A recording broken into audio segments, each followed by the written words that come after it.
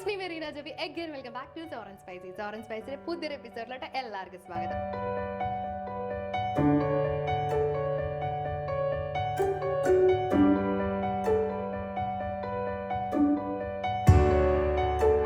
Hello, ഇന്ന് നമ്മൾ ചെയ്യാൻ പോകുന്നത് മസാലപ്പൊടികളൊന്നും ഉപയോഗിക്കാതെ തന്നെ പെട്ടെന്ന് റെഡിയാക്കി എടുക്കാൻ പറ്റുന്ന ഒരു ചിക്കൻ ഫ്രൈഡ് റെസിപ്പിയാണ് കേട്ടോ.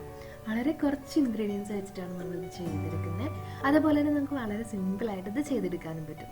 അപ്പോൾ വേഗം നമുക്കിത് എങ്ങനെ പ്രിപ്പയർ ചെയ്യാൻ നോക്കിയാലോ.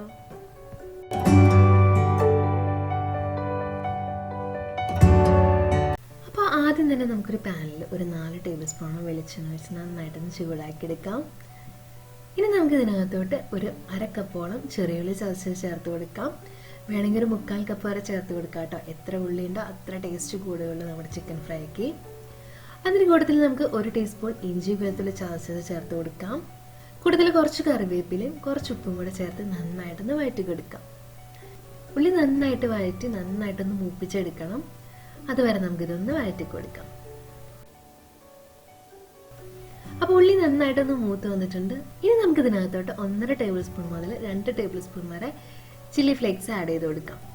എത്രത്തോളം ചില്ലി ഫ്ലേക്സ് ആഡ് ചെയ്ത് കൊടുക്കുന്നു അത്രത്തോളം നമ്മുടെ ചിക്കൻ ഫ്രൈക്ക് നല്ല കളർ വരും, അതുപോലെ എരിവും വരും കേട്ടോ. അപ്പോൾ ഓരോരുത്തരുടെ എരിവനുസരിച്ച് ചേർത്ത് കൊടുക്കുക. അപ്പം ഞാനിവിടെ ഒരു 1.5 ടേബിൾ സ്പൂൺ ചേർത്ത് കൊടുത്തിട്ടുണ്ട്. ഇനി നന്നായിട്ടൊന്ന് വഴറ്റി കൊടുക്കാം. നമ്മുടെ മുളകും ഈ വെളിച്ചെണ്ണ കിടന്ന് നന്നായിട്ടൊന്ന് മൂത്ത് വരണം. അപ്പോൾ നമ്മുടെ ഉള്ളിയും മുളകും നന്നായിട്ട് മൂത്ത് വന്നിട്ടുണ്ട്. ഇനി ഞാൻ ഇതിനകത്തോട്ട് 1/2 കിലോ ചിക്കൻ ചെറിയ പീസായിട്ട് എല്ലോട് കൂടിയിട്ട് കട്ട് ചെയ്തത് ചേർത്ത് കൊടുക്കുകയാണ്. ഇനി നമുക്ക് ഇതിനകത്തോട്ട് ചിക്കൻ ആവശ്യമായിട്ടുള്ള ഉപ്പും കൂടെ ചേർത്ത് നന്നായിട്ടൊന്ന് മിക്സ് ചെയ്ത് കൊടുക്കാം. നന്നായിട്ടൊന്ന് മിക്സ് ചെയ്ത് കൊടുത്തതിന് ശേഷം നമുക്കിത് മൂടി വെച്ചിട്ടൊന്ന് വേവിച്ചെടുക്കണം. അപ്പോൾ നമ്മൾ ഇതിനകത്തോട്ട് എക്സ്ട്രാ വെള്ളമൊന്നും ചേർത്ത് കൊടുക്കുന്നില്ല കേട്ടോ. ചിക്കനിൽ നിന്ന് ഇറങ്ങുന്ന ആ വെള്ളത്തിൽ തന്നെയാണ് നമ്മൾ ചിക്കൻ വേവിച്ചെടുക്കുന്നത്. അപ്പോൾ നമുക്കിത് മൂടി വെച്ചിട്ട് ഒരു മീഡിയം ഫ്ലെയിമിലിട്ടിട്ടൊന്ന് കുക്ക് ചെയ്തെടുക്കാം. ഏകദേശം ഒരു 8-10 മിനിറ്റ് കഴിയുമ്പോൾ നമുക്ക് കാണാൻ പറ്റും ചിക്കനിൽ നിന്നൊക്കെ ഇതേപോലെ വെള്ളം നന്നായിട്ട് ഇറങ്ങി വന്നിട്ടുണ്ടാവും.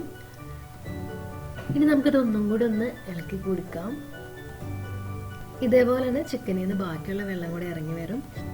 അപ്പോൾ ഈ വെള്ളത്തിൽ നമ്മൾ ചിക്കൻ ഒരു 1/4 വേവി കൊടുത്തതാവുന്ന വരെ ഒന്ന് വേവിച്ചെടുക്കണം. അപ്പോൾ ഞാനിത് മൂടി വെച്ചിട്ട് ഒന്നും കൂടെ ഒന്ന് വേവിച്ചെടുക്കുകയാണ്. അപ്പോൾ മൂടി വെച്ച് കഴിയുമ്പോൾ ഇടയ്ക്കൊക്കെ ഒന്ന് ഇങ്ങനെ ഇളക്കി കൊടുക്കാം കേട്ടോ.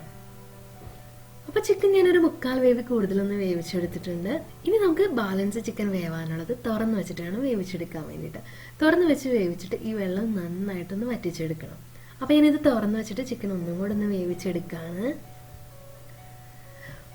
അപ്പോൾ ഞാൻ കുറച്ച് നേരം കൂടെ ഒന്ന് നന്നായിട്ടൊന്ന് തുറന്ന് വെച്ച് കുക്ക് ചെയ്തപ്പോൾ അതേ ബാലൻസ് ഉള്ള വെള്ളം നന്നായിട്ടൊന്ന് വറ്റി വന്നിട്ടുണ്ട്. ബാലൻസ് ചിക്കനും നന്നായിട്ട് ഇപ്പോൾ വെന്ത് വന്നിട്ടുണ്ട് കേട്ടോ. ഇനി നമുക്ക് എത്രമാത്രം ഫ്രൈ ആക്കണം അത്രത്തോളം ഒന്ന് വഴറ്റി കൊടുത്താൽ മതിയാവും. കുറച്ച് വെളിച്ചെണ്ണ കൂടെ ആവശ്യമുണ്ടെങ്കിൽ മാത്രം ഒഴിച്ച് കൊടുത്തിട്ട് നന്നായിട്ടൊന്ന് ഫ്രൈ ചെയ്തെടുത്താൽ മതിയാവും. അപ്പോൾ ഞാനിത് കുറച്ച് നേരം കൂടെ ഒന്ന് വഴറ്റിയിട്ട് കുറേയും കൂടെ ഒന്ന് ഫ്രൈ ചെയ്തെടുക്കുകയാണ് കേട്ടോ.